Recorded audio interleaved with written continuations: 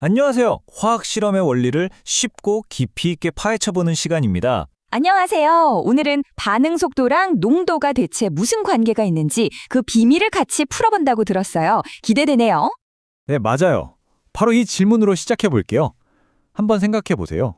왜 어떤 화학 반응은 폭발처럼 정말 순식간에 끝나버리는데 어떤 건 뭐랄까 쇠가 녹쓰는 것처럼 아주 천천히 지루하게 일어날까요? 오, 정말 그러네요. 그 차이가 어디서 오는 건지 너무 궁금해요. 오늘 주제에 그 힌트가 있겠죠? 바로 그 비밀의 열쇠 중 하나가 농도입니다. 그래서 오늘 우리의 목표는 아주 명확해요. 반응에 참여하는 물질, 즉 반응물의 농도를 우리가 직접 바꿔봤을 때 과연 반응 속도는 어떻게 달라지는지 이걸 실험으로 확인하고 그 원리까지 파헤쳐 볼 겁니다. 자, 그럼 바로 시작해 볼까요? 자, 우선 반응 속도라는 말부터 확실하게 해두죠. 어렵게 생각할 필요 없어요. 말 그대로 반응이 얼마나 빠른가를 재는 거예요. 예를 들면 딱 1초 동안 반응물이 얼마나 줄어드는지 아니면 반대로 생성물이 얼마나 생겨나는지 그 변화량을 재는 거라고 보시면 됩니다. 그런데요, 농도가 진해진다고 해서 반응 속도가 빨라지는 이유가 뭐죠? 그냥 양이 많아져서 그런 건가요? 오, 아주 좋은 질문이에요. 그 근본 원리가 바로 충돌 이론입니다. 화면 왼쪽처럼 농도가 묽을 땐 분자들이 좀 널널하게 있잖아요? 그런데 오른쪽처럼 농도가 진해지면 같은 공간에 분자들이 훨씬 더 빽빽하게 들어차게 되죠. 자, 그럼 어떻게 될까요? 서로 부딪힐 확률이 확 올라가겠죠. 특히 그냥 부딪히는 게 아니라 실제 반응으로 이어지는 유효 충돌 횟수가 늘어나면서 반응 속도가 빨라지는 겁니다. 아하, 충돌 횟수 때문이군요. 그럼 이 관계를 좀 더 멋지게 수학적으로 표현할 수도 있나요? 화면에 보이는 저 식이 바로 그건가요? R 이퀄 복잡해 보이는데요. 맞습니다. 이게 바로 속도 법칙이라는 식이에요. 하나씩 차근차근 볼게요. R은 우리가 알고 싶은 반응 속도고요. K는 속도 상수라고 부르는데 이건 온도가 같으면 일정한 값이에요. 그리고 대괄호 A, B는 각 반응물의 농도를 의미하죠. 제일 중요한 건 저 위에 작게 붙어 있는 M과 N인데요. 이걸 반응 차수라고 불러요. 농도가 변할 때 속도가 얼마나 민감하게 변하는지를 나타내는 숫자인데 이건 절대 이론만으로는 알 수 없고 반드시 실험을 통해서만 구할 수 있습니다. 자, 그럼 여기까지 내용을 한 문장으로 딱 정리해 볼게요. 반응 속도와 농도의 관계는 속도 법칙이라는 식으로 표현하고 이 식을 완성하는 열쇠는 바로 실험에 있다. 이렇게 기억하시면 됩니다. 좋습니다. 이론은 이 정도로 하고 이제 진짜 중요한 어떻게로 넘어가 보죠. 대체 어떤 실험을 해야 그 미지의 숫자, 반응차 수를 알아낼 수 있을까요? 저희는 아주 똑똑하고 재미있는 방법, 바로 랜덜트 시계 반응을 이용할 겁니다. 실험 과정은 의외로 간단해요.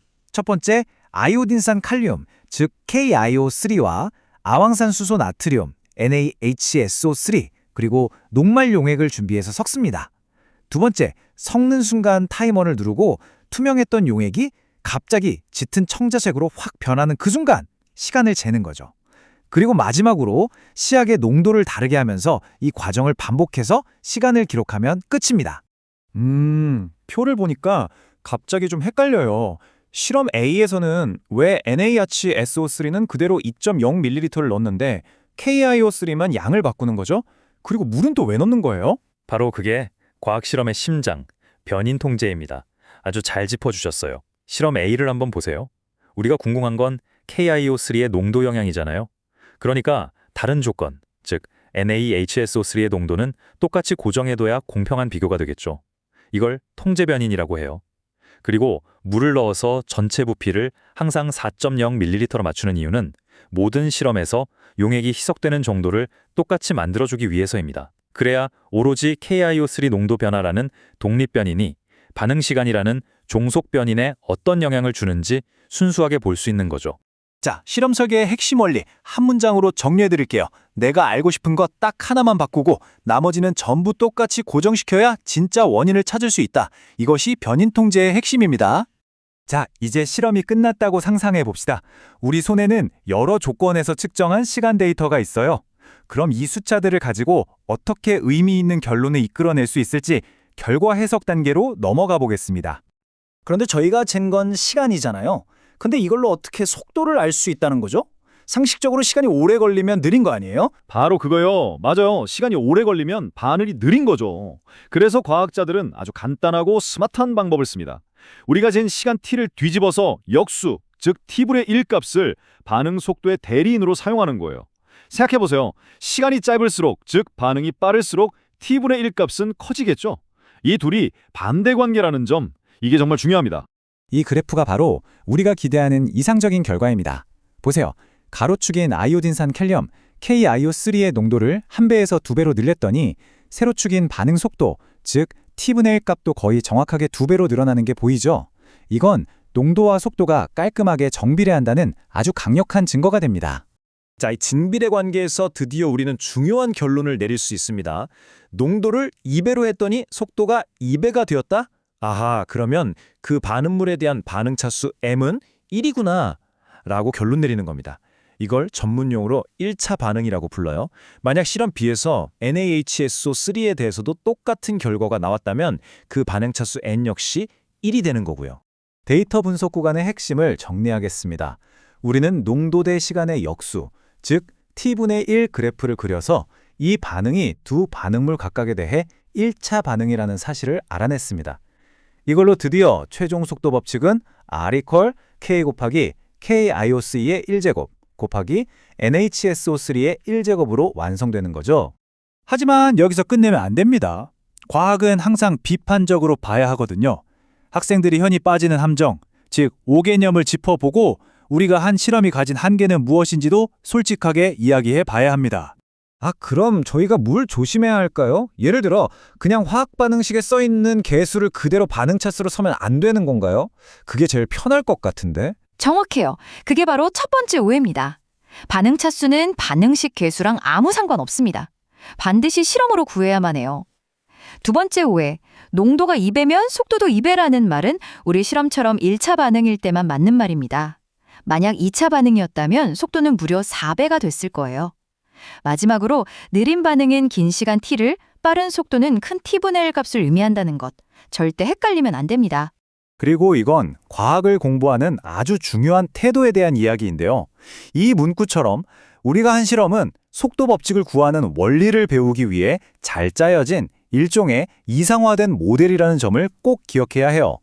실제 란돌트 반응은 사실 훨씬 더 복잡한 단계를 거치거든요. 그러니까 우리 실험은 복잡한 현실을 이해하기 위한 아주 유용한 도구인 셈이죠. 마지막 핵심 정리입니다.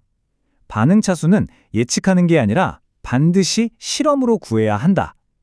그리고 과학에서 배우는 모델들은 복잡한 현실을 이해하기 위한 강력하고 유용한 일종의 단순화된 지도와 같다는 점을 꼭 기억해 주세요. 자, 그럼 이렇게 힘들게 배운 반응 속도라는 개념, 이게 그냥 교과서에만 박제된 지식일까요? 전혀 아니죠. 우리 실생활과 또 여러분의 미래 진로와 어떻게 이어지는지 한번 확장해 보겠습니다. 진행자 1은 반응 속도는 정말 우리 삶 곳곳에 스며들어 있어요. 우리 몸속에서 효소들이 영양소를 분해하는 속도, 또 자동차 엔진에서 연료가 얼마나 효율적으로 타는지, 더 나아가 폭발물의 연소 속도를 제어하는 안전기술, 그리고 화학 공장에서 가장 적은 비용으로 가장 많은 제품을 만들기 위해 반응물의 농도를 최적화하는 과정까지 오늘 배운 원리가 전부 다 적용되고 있습니다. 와, 오늘 정말 많은 내용을 다뤘네요. 이제 여러분이 얼마나 잘 이해했는지 스스로 점검해 볼 시간입니다. 네, 제가 질문 3가지를 드릴 텐데요. 질문이 나갈 때마다 잠시 화면을 멈추고 나라면 어떻게 대답할까 한번 고민해 보세요. 첫 번째 질문입니다. 반응 차수는 왜 화학 반응식의 개수와 다를 수 있을까요? 잠시 멈춤. 자, 두 번째 질문. 우리 실험에서 총 부피를 똑같이 맞추고 한 시약의 농도를 고정했던 이유, 즉 변인 통제의 목적은 무엇이었을까요? 잠시 멈춤. 마지막 세 번째 질문입니다. 만약 어떤 반응물의 농도를 2배로 높였더니 속도가 4배로 빨라졌다면 그 반응물의 반응 차수는 얼마일까요? 이 질문들에 스스로 답할 수 있다면 오늘 내용 완벽하게 여러분의 것이 된 겁니다. 오늘 반응 속도와 농도의 비밀을 함께 파헤쳐봤는데요. 여러분의 과학적 탐구에 작은 도움이 되었기를 바랍니다. 감사합니다.